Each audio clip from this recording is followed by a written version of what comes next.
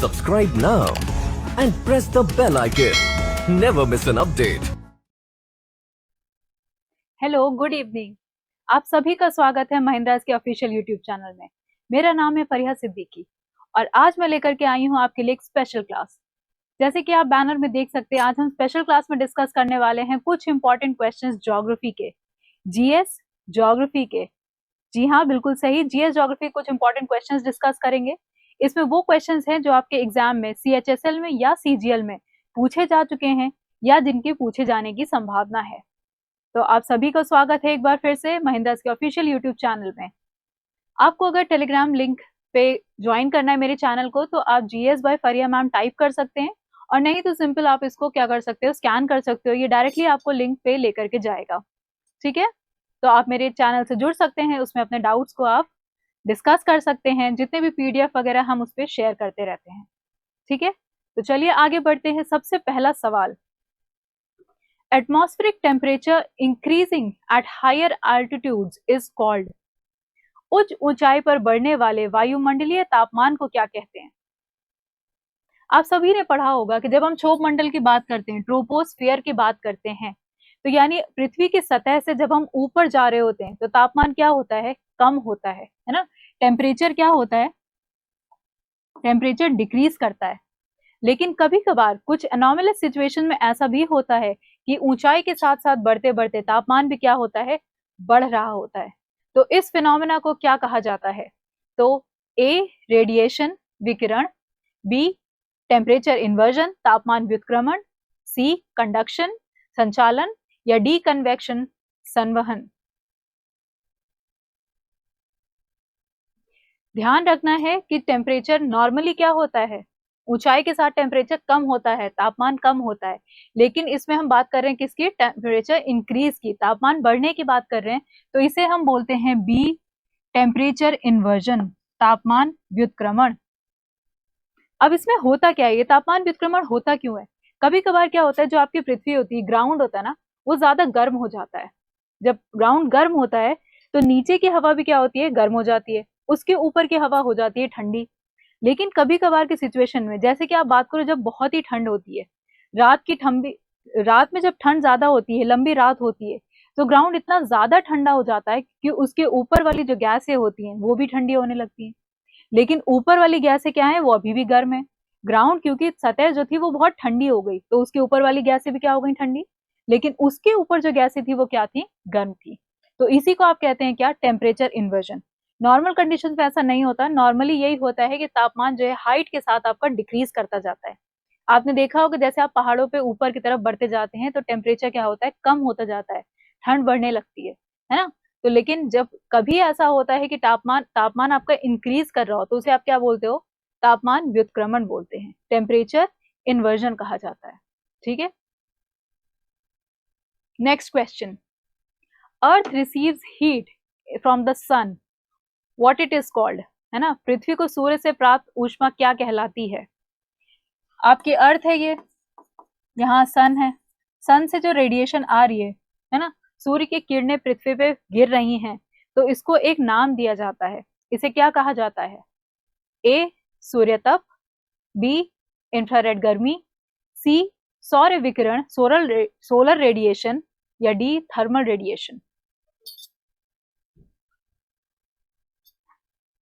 इसको क्या बोलते हैं, insulation, infrared heat, solar radiation, या थर्मल रेडिएशन? तो इसका करेक्ट आंसर है ए इंसुलेशन, सूर्यतप। अब आप सोच रहे होंगे कि इसका आंसर डी क्यों नहीं बोला, या सी क्यों नहीं बोला, सोलर रेडिएशन क्यों नहीं कहा, सौर विकिरण भी तो हो सकता है। क्वेश्चन देखो क्या है, क्वेश्चन कह रहा है अर्थ रिसीव्स हीट फ्रॉम द सन, यानी सन से मिलने वाली गर्मी को क्या बोलते हैं? सन से जो रेज बाहर निकल रही हैं उसे आप क्या बोलते हो, सोलर रेडिएशन बोलते हो, है ना। सौर विकिरण होता है, सौर विकिरण क्या होता है, जो सन रेज निकल रही हैं उसको आप सौर विकिरण बोलते हो। लेकिन जो पृथ्वी रिसीव कर रही है, कुछ रेज ऐसी भी होती हैं जो पृथ्वी वापस कर देती है, कुछ अपने पास रखती है और कुछ वापस कर देती है। तो जो पृथ्वी रेज होल्ड कर रही है, अपने पास रख रही है, उसे आप क्या बोलते हो, इंसुलेशन बोलते हो, सूर्यतप बोलते हो। ठीक है, तो क्वेश्चन की फ्रेमिंग आपके लिए बहुत इंपॉर्टेंट हो जाती है, और ये एक बार क्वेश्चन आपके सीजीएल मेंस में पूछा जा चुका है। ठीक है, तो क्वेश्चन की फ्रेमिंग, मतलब डायरेक्टली ये क्वेश्चन नहीं था, इसी से रिलेटेड क्वेश्चन पूछा गया था, तो क्वेश्चन की फ्रेमिंग बहुत इंपॉर्टेंट है, ठीक है। तो ये ध्यान रखना है कि क्या पूछा है, सोलर रेडिएशन आंसर होगा या इंसुलेशन आंसर होगा, ठीक है। नेक्स्ट क्वेश्चन की तरफ बढ़ते हैं। Atmospheric layer which reflects radio waves is called. वायुमंडलीय परत जो रेडियो तरंगों को परावर्तित करती हैं वो क्या कहलाती है? कौन सी ऐसी लेयर है जिससे रिफ्लेक्ट होती है रेडियो वेव्स? अब रेडियो वेव्स काम किस चीज में आती हैं? आपके कम्युनिकेशन में, है ना, दूर संचार, कम्युनिकेशन एंड ब्रॉडकास्टिंग।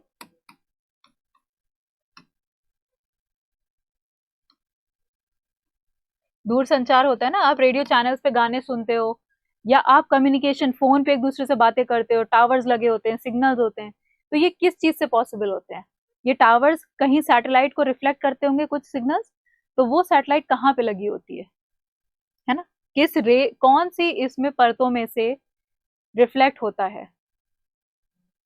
तो यस, इसका करेक्ट आंसर है बी, आयनोस्फीयर या आयन मंडल। आयन मंडल। तो आयनोस्फीयर या आयन मंडल वो एक ऐसी लेयर है पृथ्वी की वायुमंडल की जिससे क्या होते हैं, रिफ्लेक्ट होती है रेडियो वेव्स, तभी आपको ये ब्रॉडकास्टिंग हो पाता है, कम्युनिकेशन हो पाता है, ठीक है। ट्रोपोस्फेयर आप सबको पता है, क्षोभ मंडल क्या करता है, जितने भी आपके वायुमंडल में बादल बनते हैं या वेदर फिनोमेना होते हैं, जितने भी ना बादल बन रहे हैं, गरज रहे हैं, वर्षा हो रही है, वो सारी चीजें कहाँ पे देखने को मिलती हैं? आपको क्षोभ मंडल में देखने को मिलती है। फिर अगर समताप मंडल की बात करो, स्ट्रेटोस्फेयर की बात करो, तो इसकी इंपॉर्टेंस क्या है? आपने पढ़ा ही होगा इसके बारे में, ओजोन, है ना। ओजोन लेयर कहाँ पे मिलती है आपको? स्ट्रेटोस्फेयर में देखने को मिलती है ओजोन, है ना। और दूसरा क्या इंपॉर्टेंट है इसका? एरोप्लेन्स, है ना। जेट्स या एरोप्लेन्स कहाँ फ्लाई करते हैं? स्ट्रेटोस्फेयर में। एक्सोस्फेयर कौन सी लेयर है? ये आउटर मोस्ट लेयर है, सबसे बाहर की परत है, आउटर मोस्ट। आयनोस्फेयर जो है आपका, आयन मंडल जो है वो एक्सोस्फेयर का ही एक पार्ट होता है, एक भाग होता है, ठीक है। तो ये क्वेश्चन क्लियर हो गया कि कौन सी लेयर है जहां से रेडियो वेव्स रिफ्लेक्ट होती हैं, परावर्तित होती हैं। अगले क्वेश्चन पे बढ़ते हैं।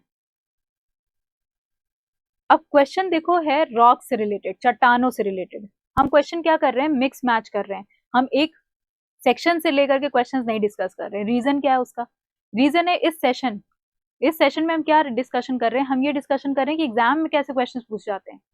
क्या एग्जाम में कभी क्वेश्चंस आपके एरिया वाइज पूछे जाते हैं कि आज चट्टानों से पूछेंगे, फिर उसके बाद क्वेश्चन रॉक से पूछेंगे, फिर उसके बाद यूनिवर्स से पूछेंगे? ऐसा होता है? नहीं होता ना, मिक्स्ड एंड मैच क्वेश्चंस होते हैं। तो ये सेशन ही आपकी प्रैक्टिस के लिए है, ये आपकी प्रैक्टिस सेशन है। तो प्रैक्टिस सेशन में भी हम कैसे क्वेश्चंस लेकर के आ रहे हैं? रैंडम तरीके से, ताकि आपका दिमाग हर तरीके से चले, ठीक है। तो क्वेश्चन ये है कि limestone is an example of a, sedimentary rocks, अवसादी चट्टानें। चूना पत्थर किसका उदाहरण है? अवसादी चट्टानों का, रूपांतरित चट्टानों का, आग्नेय चट्टानों का, या ज्वालामुखीय चट्टानों का? सेडिमेंट्री, मेटामॉर्फिक, इग्नियस या वॉल्केनिक, किस तरीके का एग्जाम्पल है? Yes, correct answer is A, sedimentary rocks, अवसादी चट्टानें। अब अवसादी चट्टानें क्या होती हैं, या उससे पहले डिस्कस करते हैं आग्नेय चट्टानें क्या होती हैं, इग्नियस रॉक्स क्या होते हैं। इग्नियस रॉक्स ऐसे रॉक्स हैं जो पृथ्वी पे ज्वालामुखी जब फटता है तो मैग्मा निकल के आता है ना। पृथ्वी के अंदर जो है मैग्मा, ये जब पृथ्वी के ऊपर निकल के आता है, सरफेस पे आता है चट्टान पे, तो ये ठंडा हो जाता है। जब मैग्मा होता है, ज्वालामुखी फटता है, तो अंदर से क्या कुछ पदार्थ निकल के आते हैं, वो पदार्थ बाहर निकलते हैं, बाहर निकल के वो क्या हो जाते हैं? ठंडे हो जाते हैं। समय के साथ जब वो ठंडे होने लगते हैं तो वो किस चीज की फॉर्मेशन करते हैं? इग्नियस रॉक्स की फॉर्मेशन करते हैं, है ना, आग्नेय चट्टानों की फॉर्मेशन करते हैं। अब ये चट्टानें समय के साथ साथ क्या होने लगती है? हवा हो गई आपकी, एयर हो गया, या बहुत तेज नदी बह रही हो, वाटर हो गया, है ना, क्या करती है? अगर मान लो कोई नदी है और ये आग्नेय चट्टानों पे चल रही है, तो वो नदी क्या करती है? अपने बहाव के साथ साथ कुछ पत्थरों को भी लेकर के जाती है। वही पत्थर क्या कहलाते हैं? आपके अवसाद कहलाते हैं, बहुत छोटे छोटे टुकड़े बन जाते हैं, उन्हीं को क्या कहा जाता है, अवसाद कहा जाता है या कहा जाता है सेडिमेंट्स। सेडिमेंट्स कहते हैं। अब ये सेडिमेंट्स क्या होते हैं, जब नदी ओशन में, सागर में मिलने लगती है तो नदी वो क्या करती है, सारे अवसादों को छोड़ देती है ना, सेडिमेंट्स को छोड़ देती है। और वो सेडिमेंट्स को जब छोड़ती है तो वो धीरे धीरे एकत्रित होने लगते हैं, इकट्ठा होने लगते हैं। और जब वो इकट्ठा होते हैं तब क्या चीज की फॉर्मेशन करते हैं, बनाते हैं वो अवसादी चट्टाने या सेडिमेंट्री रॉक्स। ठीक है, उन्हीं सेडिमेंट्री रॉक्स में से एक उदाहरण है क्या, लाइमस्टोन। इसको बलुआ पत्थर कहते हैं या चूना पत्थर भी कहते हैं। सैंडस्टोन, लाइमस्टोन, ये दोनों किस चीज के एग्जाम्पल हैं, आपके अवसादी चट्टानों के एग्जाम्पल हैं। और अगर इग्नियस रॉक की बात करो, आग्नेय चट्टानों की बात करो, तो इसका एग्जाम्पल, बेस्ट एग्जाम्पल क्या है, ग्रेनाइट। ठीक है, ग्रेनाइट। अब इग्नियस और सेडिमेंट्री रॉक्स हैं, आग्नेय चट्टाने हैं और अवसादी चट्टाने हैं। ये दोनों ही चट्टानों को अगर हाई टेम्परेचर प्रेशर यानी तापमान बढ़ा दिया जाए और इनके ऊपर प्रेशर बढ़ा दिया जाए, है ना, तो क्या होते हैं, ये रूपांतरित बन जाते हैं, मेटामॉर्फिक बन जाते हैं, इनका फॉर्म चेंज हो जाता है, रूप बदल जाता है। तो उसी को हम क्या बोलते हैं, मेटामॉर्फिक रॉक्स बोलते हैं। ठीक है, जैसे कि आपका लाइमस्टोन है ना, लाइमस्टोन जब इसके ऊपर तापमान और प्रेशर, दबाव बढ़ेगा, टेम्परेचर प्रेशर बढ़ेगा, तो ये किस चीज में फॉर्म हो जाएगा, ये बन जाएगा संगमरमर या मार्बल। ठीक है, संगमरमर या मार्बल बन जाएगा। तो ये क्वेश्चन क्लियर है, आगे बढ़ते हैं। भारत में कितने भूकंप क्षेत्र हैं, how many earthquake zones are there in India. Question ध्यान से सुनो, क्वेश्चन पूछ रहा है कि अर्थक्वेक जोन्स कितने हैं, है ना, नंबरिंग नहीं पूछी है, अर्थक्वेक जोन्स के बारे में पूछा है। तो अर्थक्वेक जोन्स कितने हैं, 4। 4 अर्थक्वेक जोन्स हैं, कौन कौन से हैं,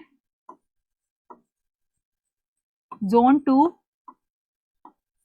जोन 3, जोन 4 और जोन 5। ठीक है, 4 जोन्स हैं, 4 क्षेत्र हैं, 1 2 3 4, लेकिन नंबरिंग कैसे है, 2 3 4 5। तो जो जोन 1 है वो भारत में नहीं है ना, जोन 1 भारत में नहीं है। सबसे कम तीव्रता वाला, सबसे कम इंटेंसिटी का जोन 1 होता है ना। इंटेंसिटी अगर लिखें हम, मतलब तीव्रता कितनी है भूकंप की, वो यहाँ सबसे कम होती है, जोन 2 में सबसे कम होती है और जोन 5 में सबसे ज्यादा। यानी डेंजरस कौन सा है, सबसे ज्यादा डेंजरस कौन सा है, जोन 5 है। तो जोन 5 सबसे ज्यादा डेंजरस हो गया। और जोन 2 क्या हो गया, इंटेंसिटी सबसे कम होती है, तीव्रता सबसे कम होती है, 3 में उससे ज्यादा, 4 में उससे ज्यादा और 5 सबसे ज्यादा क्या होता है, डेंजरस होता है। तो अर्थक्वेक जोन्स इन इंडिया कितने हैं, तो 4 हैं।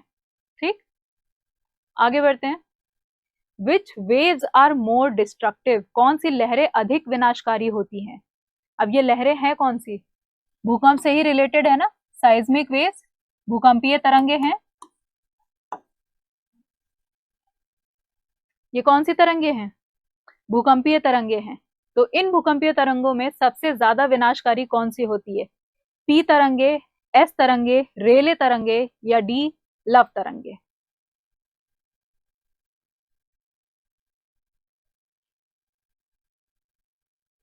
करेक्ट आंसर है B, S waves. Correct answer है बी, एस वेव्स।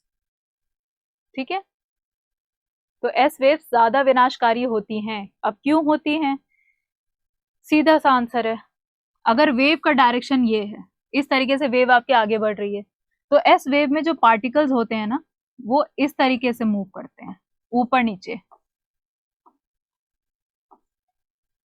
तो इमेजिन करो कोई बिल्डिंग है ना, उस बिल्डिंग को एस तरंगे क्या करती है, ऊपर नीचे हिलाती है, यानी उसका जो बेस है, नींव है, उसको हिला देती है। इस वजह से एस वेव्स क्या होती हैं, ज्यादा विनाशकारी होती हैं, ज्यादा डिस्ट्रक्टिव होती हैं। ठीक है, अगले क्वेश्चन की ओर बढ़ते हैं। On what planet is the tallest volcano in the solar system, सौरमंडल का सबसे ऊंचा ज्वालामुखी किस ग्रह पर है, किस ग्रह पे सबसे ऊंचा ज्वालामुखी देखने को मिला है।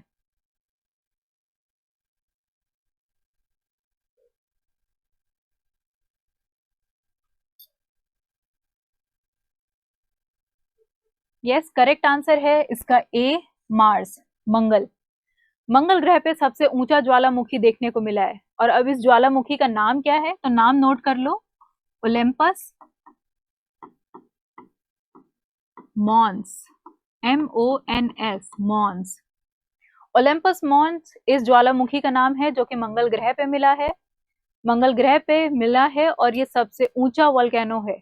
अगर माउंट एवरेस्ट की हाइट को देखो तो माउंट एवरेस्ट की हाइट कितनी है, लगभग 8,800 किलोमीटर, है ना, लगभग। तो ये 3 टाइम्स है उसका, 3 टाइम्स माउंट एवरेस्ट। तो ओलंपस मॉन्स क्या है, 3 टाइम्स माउंट एवरेस्ट है, सबसे ऊंचा ज्वालामुखी जो मार्स पे मिला है, मंगल पे मिला है। ठीक, अगला question, what is the world's highest situated volcano. Question को ध्यान से देखें, विश्व का सबसे ऊंचा स्थित ज्वालामुखी कौन सा है, ऊंचा स्थित ज्वालामुखी कौन सा है, मौना लोआ, ओजस डेल सलाडो, कोटोपैक्सी, या इनमें से कोई नहीं। तो सबसे ऊंचा स्थित ज्वालामुखी कौन सा है,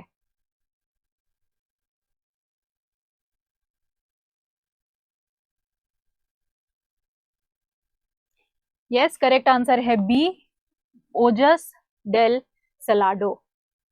अब ये है कहां पे, साउथ अमेरिका में है ना, दक्षिण अमेरिका में है। ओजस डेल सलाडो कहां पे है, साउथ अमेरिका में। अब आपका काम है कि आपको इसकी लोकेशन ढूंढनी है, ये किन्हीं दो कंट्रीज के बीच में है ना, ये इंपॉर्टेंट हो जाता है ये किस दो कंट्री के बॉर्डर पे है। ठीक है, अब आपका काम है कि किन दो कंट्री के बॉर्डर पे ओजस डेल सालाडो मिलता है। ठीक है, अर्जेंटीना है, पेरू है, ब्राजील है, चिली है, किस कंट्री के बॉर्डर पे, किन दो कंट्रीज के बॉर्डर पे ओजस डेल सालाडो मिलता है, ये आपका काम है इसको ढूंढना और इसको एटलस पे मार्क करना। ठीक है, बढ़ते हैं नेक्स्ट क्वेश्चन की तरफ। Which volcano is known as the lighthouse of Mediterranean Sea? भूमध्य सागर का प्रकाश स्तंभ किसे कहा जाता है, Mount Etna, Mount Vesuvius, Mount Stromboli, या इनमें से कोई नहीं। Which volcano is known as lighthouse of the Mediterranean Sea?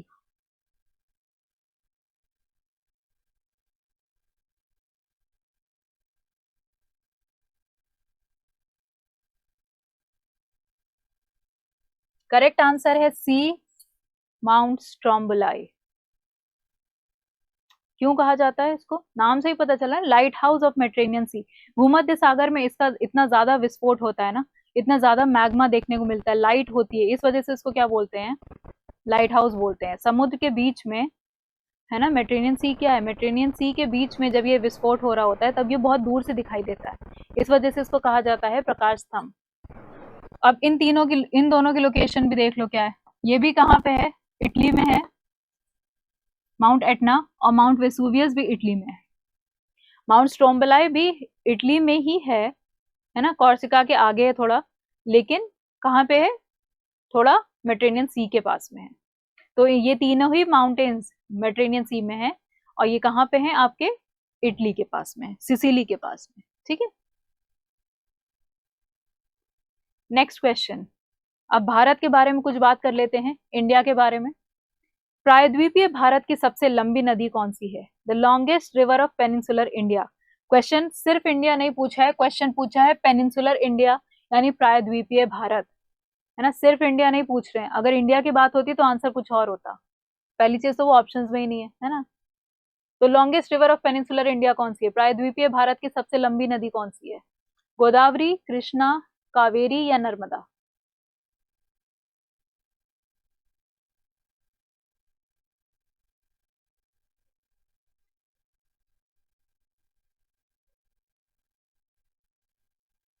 तो इसका करेक्ट आंसर है यस, ए, गोदावरी। गोदावरी प्रायद्वीपीय भारत की सबसे लंबी नदी है। ठीक है, ये वहां की एक होली रिवर भी है, यानी पवित्र नदी है। गोदावरी पवित्र नदी है, इसको इसीलिए कहा जाता है क्या, दक्षिण गंगा। जैसे नॉर्थ इंडिया में गंगा को पवित्र माना जाता है, उसी तरीके से साउथ इंडिया में गोदावरी को पवित्र माना जाता है। इस वजह से गोदावरी को दक्षिण गंगा के नाम से भी जाना जाता है। इंपॉर्टेंट एक और बात क्या है, एक नदी का नाम है मंजरा, मंजरा नदी। तो वो क्या है, गोदावरी की सहायक नदी है। और सहायक नदी में अगर सबसे इंपॉर्टेंट गोदावरी की पूछी जाए तो वो कौन सी नदी है, मंजरा नदी है। ठीक है, तो दक्षिण गंगा कहा जाता है। और अगर एक इंपॉर्टेंट सहायक नदी की बात की जाए तो वो कौन सी है, रिवर मंजरा। अगर कुछ और नदियों की बात करें सहायक नदियों की, तो उसमें एक आ जाती है वारधा, वारधा नदी। दूसरी है पेन गंगा, और एक आती है आपकी वेन गंगा।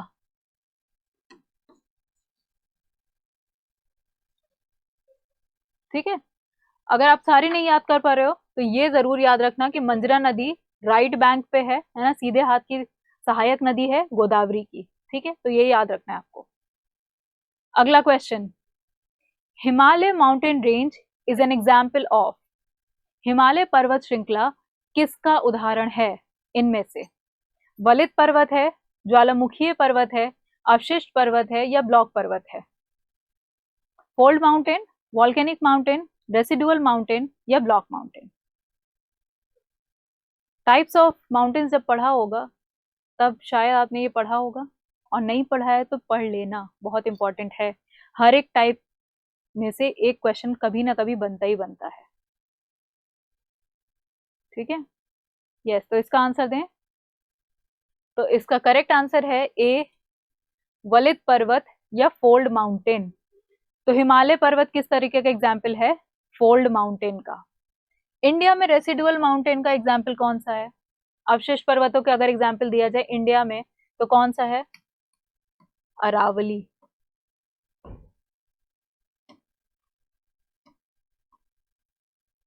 अरावली पर्वत। ठीक है,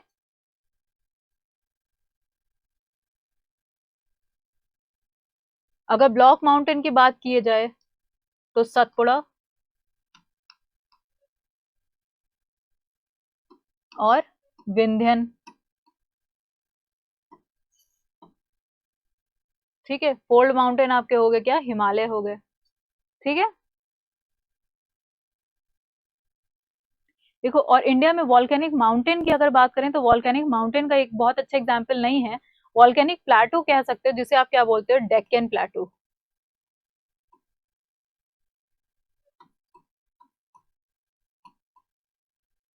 और अगर सिंपल वॉल्केनिक माउंटेन की अगर बात करें तो वॉल्केनिक माउंटेन में आप बैरन आइलैंड का भी नाम ले सकते हो, है ना। जो इंडिया का ज्वालामुखी है वो भी क्या है, एक वॉल्केनिक माउंटेन ही है, बैरन आइलैंड का, या नारकोंडम का बात कर लो। ठीक है, अगले क्वेश्चन की तरफ बढ़ते हैं।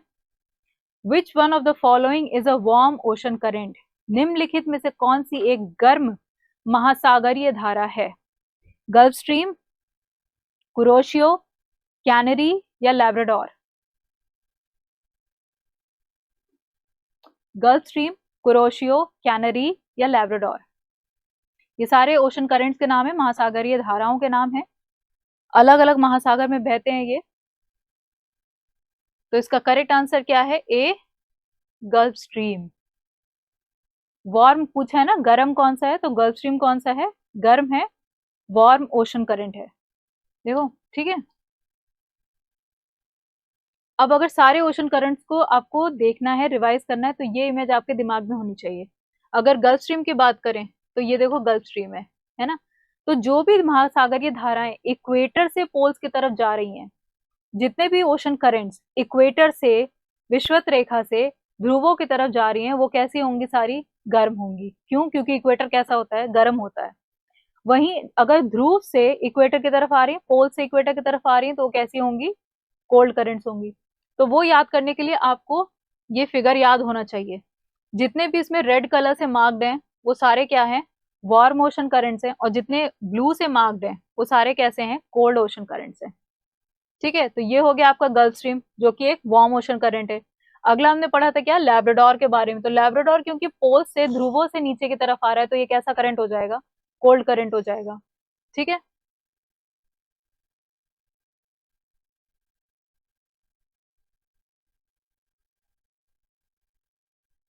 ये हो गया आपका कैनरी करंट,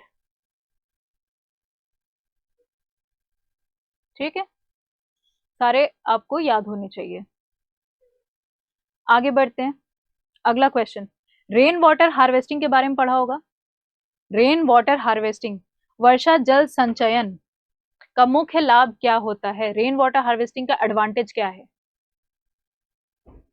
ए, मिट्टी के कटाव से बचना, बी, भूजल का पुनर्भरण, सी, बाढ़ से बचना, या पानी की हानि कम करना, reduce the loss of water. तो रेन वाटर हार्वेस्टिंग होता क्या है पहली चीज तो ये, और उसका करेक्ट आंसर क्या होगा या इसके एडवांटेज क्या हो, लाभ क्या हो सकता है? रेन वाटर हार्वेस्टिंग, देखो रेन वाटर हार्वेस्टिंग में होता क्या है कि जैसे घर बने होते हैं ना, घरों की छत होती है, तो नॉर्मली क्या होता है हमारी छतों से पानी जो है सीधा नालियों में हो करके चला जाता है गटर में, वो पानी हो जाता है क्या, वेस्ट, बारिश का पानी क्या हो गया, वेस्ट हो गया। लेकिन रेन वाटर हार्वेस्टिंग में क्या होता है, एक ऐसा सिस्टम लगाया जाता है कि छतों का जो पानी है या ग्राउंड पे जो पानी ऐसे बह रहा है वो एक जगह जा करके क्या हो जाए, इकट्ठा हो जाए।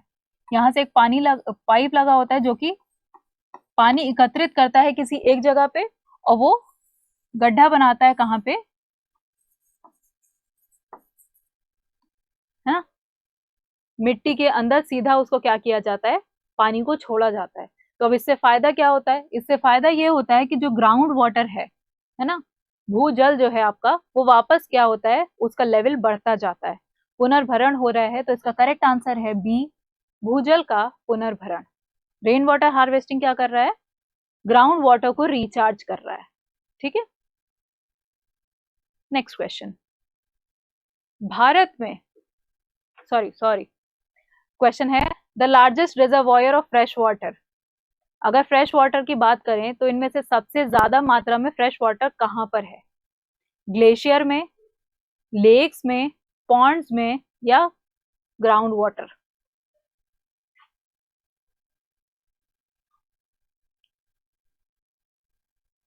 फ्रेश वाटर का लार्जेस्ट रिजर्वॉयर कहां पे देखने को मिलता है?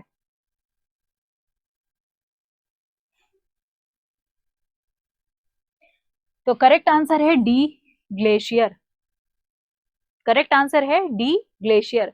इसमें अगर परसेंटेज की बात करो तो मोर देन 2% है ना, 2% से थोड़ा ज्यादा जो फ्रेश वाटर है वो ग्लेशियर में देखने को मिलता है। उसके बाद लगभग 2 से थोड़ा कम देखने को आपको मिलता है कहाँ, ग्राउंड वाटर में, है ना, भूजल। बाकी पॉन्ड्स और लेक सारे कुछ मिला करके कितने होते हैं, लगभग 0.36%।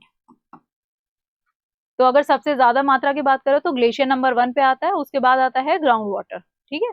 तो ग्लेशियर में रेजर्वोयर ऑफ फ्रेश वाटर, जो अच्छा पानी होता है ना, मीठा पानी जिसे आप बोलते हो, वो कहाँ देखने को मिलता है, ग्लेशियर में देखने को मिलता है। अगला question, the most suitable soil for the production of cotton is. कपास की खेती के लिए या कपास के उत्पादन के लिए सबसे अच्छी मिट्टी कौन सी होती है, कौन सा सॉइल सबसे अच्छा होता है? काली मिट्टी, दोमट मिट्टी, या लोमी सॉइल, या वेल ड्रेन्ड सॉइल, ऐसा सॉइल जिसमें से पानी रुके ना और वो ड्रेन होता रहे, और या जलोढ़ मिट्टी, एलुवियल सॉइल?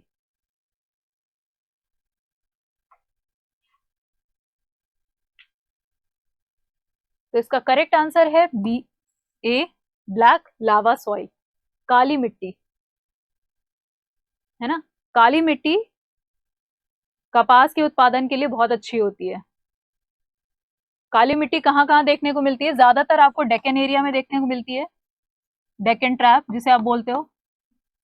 अगर एरिया की बात करें तो कहाँ कहाँ, गुजरात और महाराष्ट्र का जो एरिया है, ज्यादातर गुजरात महाराष्ट्र का एरिया जो है ब्लैक सॉइल से कवर्ड है, और वहां पे कपास का उत्पादन होता है। अब ब्लैक सॉइल बना कैसे था, वॉल्केनिक इरप्शन होता है, ज्वालामुखी जब फटता है ना, तो उसका लावा जो होता है वो पूरे में फैल गया था, उसी से हमारा क्या बना, डेक्कन ट्रैप बना। अब डेक्कन ट्रैप जैसे बना, वही मिट्टी क्या कन्वर्ट हो गई आपके सॉइल में, चेंज हो गई। तो कॉटन उगाने के लिए सबसे अच्छा सॉइल जो है वो है ब्लैक लावा सॉइल, ठीक है। नेक्स्ट क्वेश्चन की ओर बढ़ते हैं, अगला क्वेश्चन है, the largest producer of lignite in India is, Bharat में लिग्नाइट का सबसे बड़ा उत्पादक कौन सा स्टेट है? केरला, राजस्थान, तमिलनाडु या गुजरात?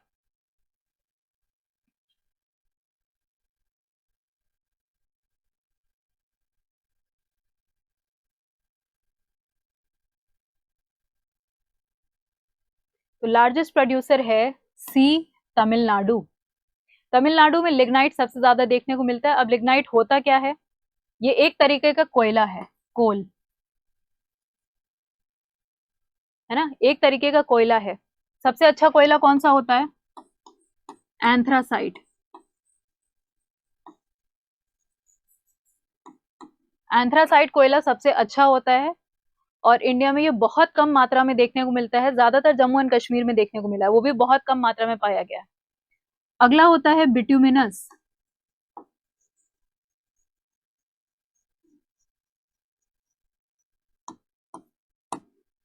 बिट्यूमिनस कोयला। तीसरे नंबर पे आता है आपका लिग्नाइट और चौथे पे आता है पीट। पीट तो समझ लो एक तरीके से कि लकड़ी ही होती है ना। पीट तो पूरी तरीके से कोयला बना भी नहीं होता है। लिग्नाइट भी बहुत ही खराब क्वालिटी का होता है कोयला। ये ज्यादातर तमिलनाडु या मैक्सिमम प्रोडक्शन जो है वो होता है कहां से? तमिलनाडु। नाम लिख लो कहां से? Neyveli. Neyveli, NEYVELI, Neyveli cold fields हैं तमिलनाडु में, वहां से लिग्नाइट का उत्पादन होता है। ठीक है, अगले क्वेश्चन पे बढ़ते हैं। A hot local wind blowing in Sahara Desert is known as, Sahara desert में या सहारा मरुस्थल में चलने वाली गर्म स्थानीय पवन को क्या कहा जाता है? हबूब, काराबुरान, जुरान या हरमतान?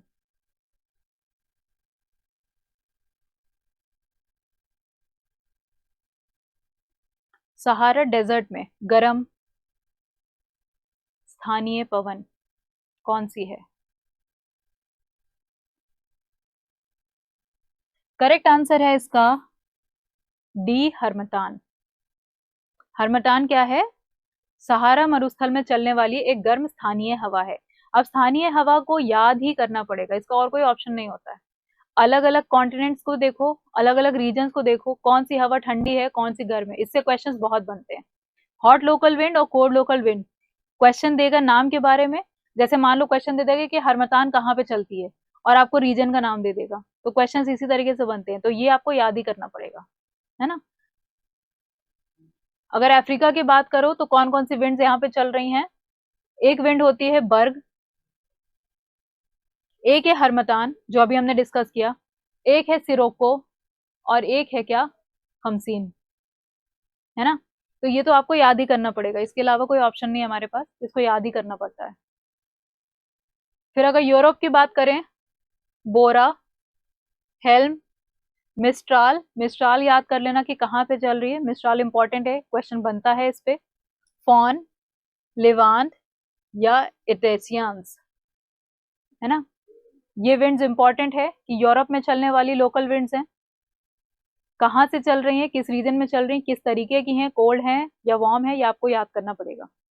ठीक, फिर अगर नॉर्थ अमेरिका में देख लो, ब्लिजार्ड, नॉर्थ, नॉर्दर, नॉर्दर पे क्वेश्चन काफी पूछा गया है, और चिनूक, चिनूक पे भी क्वेश्चन काफी पूछा गया है। इसके अलावा और भी विंड्स हैं, जितनी विंड्स आपको मिलती जाए आप एक जगह नोट्स में इसको ऐड करते जाया करो, ये इंपॉर्टेंट होती हैं। ठीक है, अगला क्वेश्चन, सांगपो नाम से किस नदी को जाना जाता है तिब्बत में?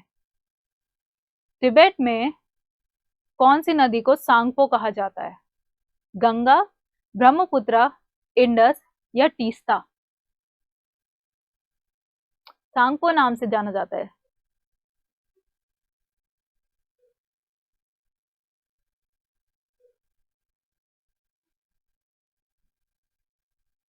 करेक्ट आंसर है बी, ब्रह्मपुत्र, सही है। ठीक है, ब्रह्मपुत्र को सांगपो नाम से तिब्बत में जाना जाता है। जब ये इंडिया में एंटर करती है तब इसको क्या बोलते हैं, ब्रह्मपुत्रा बोलते हैं। और जैसे ये बांग्लादेश में चली जाती है और गंगा के साथ मिल जाती है तो इसे क्या कहते हैं हम, इसे कहते हैं पद्मा। तो एक ही नदी है, उसके अलग अलग नाम है अलग अलग एरियाज में, कंट्रीज में। जैसे सांगपो कहा जाता है तिब्बत में। भारत में जैसे ये एंटर करती है तो इसे आप ब्रह्मपुत्रा बोलते हो। इसकी कई सारी सहायक नदियां इसके साथ जुड़ जाती हैं, है ना। जैसे कि दिहांग हो गई, दिबांग हो गई, लोहित हो गई। कुछ सहायक नदियों के नाम लिख लेते हैं, लोहित, दिहांग, दिबांग, है ना। ये कुछ नदियां हैं। उसके बाद जब ये बांग्लादेश में एंटर करती है तब उसको क्या बोलते हो, गंगा के साथ जुड़ जाती है तो उसे बोलते हैं पद्मा, मेघना, है ना। कई सारी नदियां एक साथ जुड़ती हैं तो उनको अलग अलग नामों से जाना जाता है। तो सांगपो किसे कहा जाता है तिब्बत में, ब्रह्मपुत्रा को कहा जाता है। अगला question, largest fresh water lake in India. Bharat में ताजे पानी की सबसे बड़ी झील कहाँ है या कौन सी है।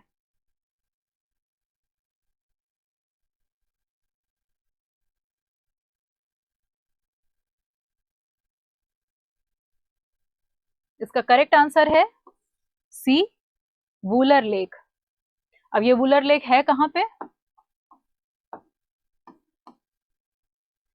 जम्मू एंड कश्मीर, है ना, जम्मू एंड कश्मीर। डल लेक भी कहाँ है, जम्मू कश्मीर में है। भीमताल और नैनीताल, ये दोनों लेक्स कहाँ पे हैं, नैनीताल में है, उत्तराखंड में है। वूलर लेक करेक्ट आंसर है, ताजे पानी की सबसे बड़ी झील है कहाँ, जम्मू एंड कश्मीर में। अगला सवाल, प्रायद्वीपीय भारत की निम्नलिखित में से कौन सी नदी अरब सागर में नहीं मिलती। क्वेश्चन क्या कह रहा है कि ये कौन सी ऐसी नदी है जो अरेबियन सी में जाके नहीं गिरती, ड्रेन नहीं करती अपने आप को। दो ड्रेनेज हैं अपने, एक तरफ क्या है, बे ऑफ बंगाल है, बंगाल की खाड़ी है, और एक तरफ क्या है, अरेबियन सी।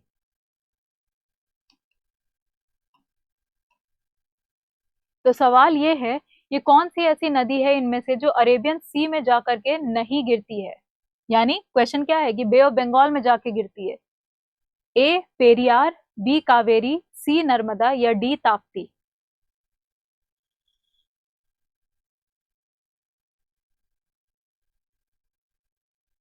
तो इसका करेक्ट आंसर है बी, कावेरी। इसका मतलब क्या हो गया, पेरियार, नर्मदा और ताप्ती ये तीनों किस साइड पे गिर रही हैं, अरेबियन सी की तरफ गिर रही हैं। ये क्वेश्चन ज्यादा इंपॉर्टेंट हो जाता है कि अरेबियन सी में गिरने वाली नदी कौन सी है। क्यों, क्योंकि बहुत कम ऐसी नदियां हैं जो अरेबियन सी की तरफ जाके गिर रही हैं। इंडिया की 90% नदियां कहाँ जाके गिरती हैं, बे ऑफ बंगाल की तरफ। लेकिन अरेबियन सी की तरफ बहुत कम नदियां गिरती हैं। तो उनमें से कौन सी नदियां हो गई, पेरियार हो गई, नर्मदा हो गई, ताप्ती हो गई, है ना। लूनी नदी जैसे जो राजस्थान में शुरू होती है वो वहीं खत्म हो जाती है। उसी के आगे अगर आओ तो गुजरात की कुछ नदियां हैं जो इधर आकर के गिरती हैं। फिर अगर साउथ में अगर नीचे की तरफ आ जाओ तो भारतपुजा एक नदी है, वो इधर आकर के गिरती है ना। तो ये कुछ नदियां हैं जो अरेबियन सी में गिरती हैं, कुछ नदियां हैं जो बे ऑफ बंगाल में गिरती हैं। तो इस क्वेश्चन का करेक्ट आंसर है क्या, बी, कावेरी। अगला क्वेश्चन, कंचनजंगा कहां पर है। ये तो बहुत सिंपल क्वेश्चन है, कंचनजंगा कहां पर है, is situated where.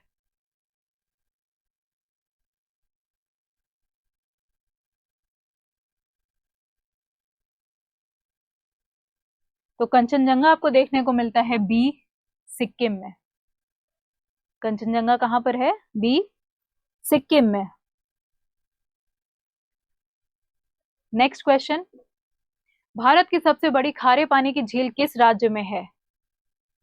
Largest brackish water lake of India is in the state of. अभी हमने पढ़ा था क्या, फ्रेश वाटर लेक के बारे में पढ़ा था, वो थी वूलर लेक, जम्मू एंड कश्मीर में, है ना। तो अब ब्रैकिश वाटर बताओ कहां पे है? खारे पानी की झील किस राज्य में है, जम्मू कश्मीर, महाराष्ट्र, उड़ीसा या waste Bengal.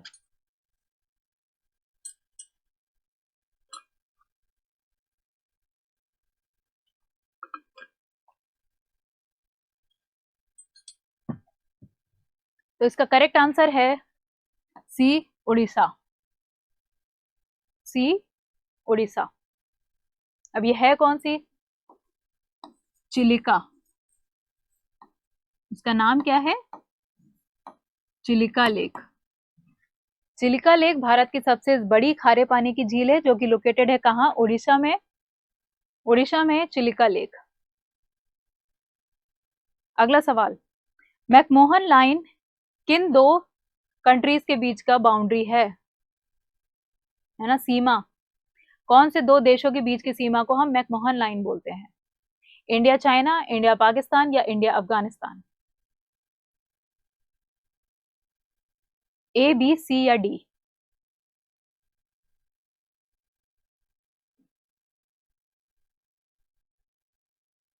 Yes, correct answer है ए, इंडिया एंड चाइना। इंडिया और चाइना के बीच की लाइन को, सीमा को हम क्या बोलते हैं? मैकमोहन लाइन बोलते हैं। ठीक है। इंडिया और पाकिस्तान के बीच की रेखा को क्या बोलते हैं हम? रैडक्लिफ।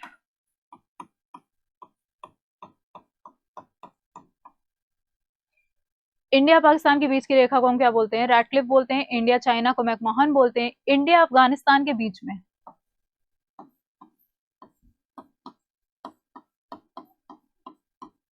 ड्यूरांड लाइन है ना, Durand line. India China McMahon, India Pakistan Radcliffe, India Afghanistan Durand line. ठीक है। अब अगले क्वेश्चन पे बढ़ते हैं। Which state of India has the longest mainland coast line? अगर भारत के राज्यों की बात करो तो कुछ राज्य ऐसे हैं जो सागर से जुड़े हुए हैं, है ना, ओशन से जुड़े हुए हैं, कुछ जो हैं अंदर हैं। अब सागर वाले राज्यों से अगर बात करें तो सबसे ज्यादा मुख्य भूमि की तटरेखा अगर देखी जाए तो सबसे लंबी किसकी है? महाराष्ट्र, केरला, गुजरात या उड़ीसा?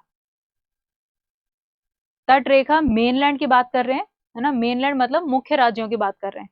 अगर ऐसे बात करोगे तो ऐसे तो अंडमान एंड निकोबार है या आपका लक्षद्वीप है ना, आइलैंड्स की बात नहीं कर रहे हैं हम, मेनलैंड की बात कर रहे हैं, मुख्य भूमि की। तो इसका करेक्ट आंसर क्या होगा? इसका करेक्ट आंसर है सी, गुजरात। गुजरात की तटरेखा सबसे लंबी है ना, मेनलैंड में। सबसे लंबी किसकी है? गुजरात की है, लगभग 1200 किलोमीटर की है। उसके बाद आंध्र प्रदेश है, फिर तमिलनाडु, फिर महाराष्ट्र, फिर केरला और उड़ीसा। एटलीस्ट टॉप 5 तो आपको याद करना पड़ेगा, एक ऑर्डर याद करना पड़ेगा, क्योंकि एग्जाम में क्वेश्चन पूछा जा सकता है अरेंज द फॉलोइंग के फॉर्म में, है ना, या तो लार्जेस्ट या स्मॉलेस्ट उसके फॉर्म में पूछा जा सकता है। तो गुजरात, आंध्र प्रदेश, तमिलनाडु, महाराष्ट्र और केरला। ठीक है। Length of coast line. Last question है आज के सेशन का। Majuli the largest riverine island in the world is located in? विश्व का सबसे बड़ा नदी द्वीपीय माजुली कहाँ स्थित है? माजुली बहुत इंपॉर्टेंट है, बहुत न्यूज में रहा है ये, तो ये क्वेश्चन आना बनता है। माजुली से रिलेटेड कुछ ना कुछ क्वेश्चन आएगा कि माजुली कहाँ पर है, या कौन सा राष्ट्रीय पार्क है यहाँ पे, कौन से एनिमल्स हैं यहाँ पे, है ना, उसके बारे में क्वेश्चन बन सकता है।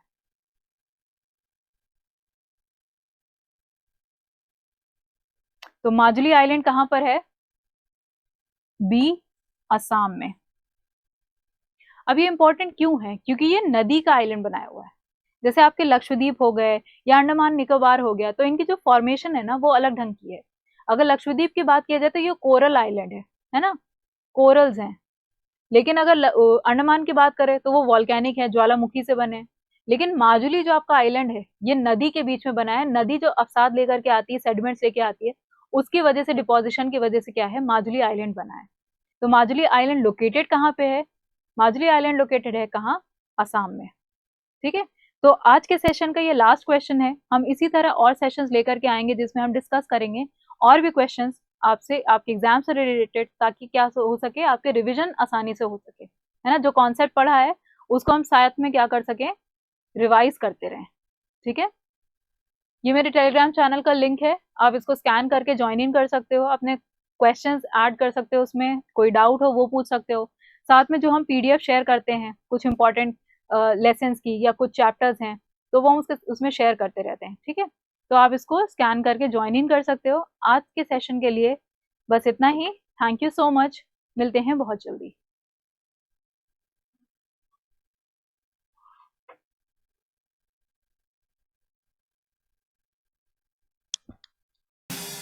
Subscribe now and press the bell icon. Never miss an update.